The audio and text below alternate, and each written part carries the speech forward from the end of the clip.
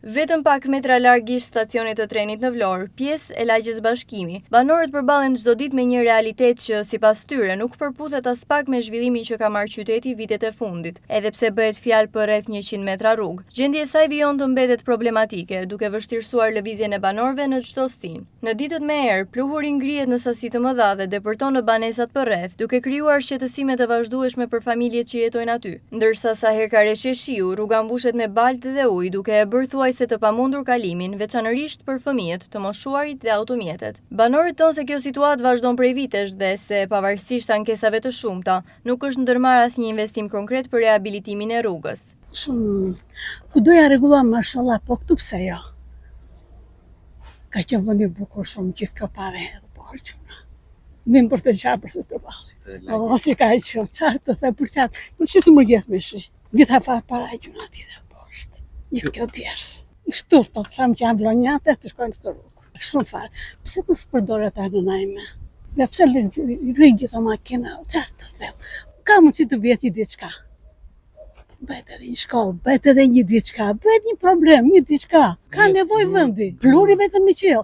Ja këto që janë këtu përballë, unë jam pallat, jam në parçë. Jam rriaty në çore, mos të qapi bereqates. Po se dëshira, po para ja, çfarë të them të gjithaja, po dëshira është e madhe të punë. Unë dhe në shpinë tim me postat në të shirë nuk e fshudat. Kjo rruga vlepet, njëre, sa më, po thoj, kjo qirota po vjen. është shumë e ligë, shumë, të them, nuk kalot dot, është plur dynjaja, është, po të smundje djaj, për të mohabet. E ko nuk, me thënë, unë nuk vi shumë shpesh, po sa, me dojnë, po poj, 20 vita që kam u këtu në Vlorë, kështë në që këtu, kjo rruga. Dhe sa po vjen, e po vetë më keqë. Pasaj shteti do të shkoj vetë. Skanës, lepet, duket, se që rrugë është.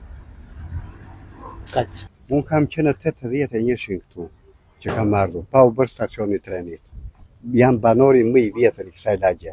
Dhe kjo rrugë këtu vinë në kohën që duan votime, vinë do të ashtroj për 6 muaj, do të ashtrojnë për 3 muaj. Kjo punë na është bërë gjithë kohën. Dhe vajtëm jo kaq vite, po mos të them me dekada të tëra, që kjo rrugë nuk po shtrohet. Na kanë thënë kur ishin votimet, në 2025 ishin votimet. Erdhën këtu, kush kandidoi na këta, erdhën çfarë, ja për 3-4 muaj do e bëjnë. Edhe as e bën, as e. Kjo të themi që mund të jetë 100 metra, që këtu bën një pjesë aty edhe dhe të rruga kryesore tjetra. Mund të jetë ama 100 metra. As ka për të bërë. As ka për të. Ne jemi 24 maj, po këtu na merr lagja Bashkimi pranë stacionit trenit. Kështu jemi. Jo, fare. Unë jo njerë, që jam na më të vjetrit këtu.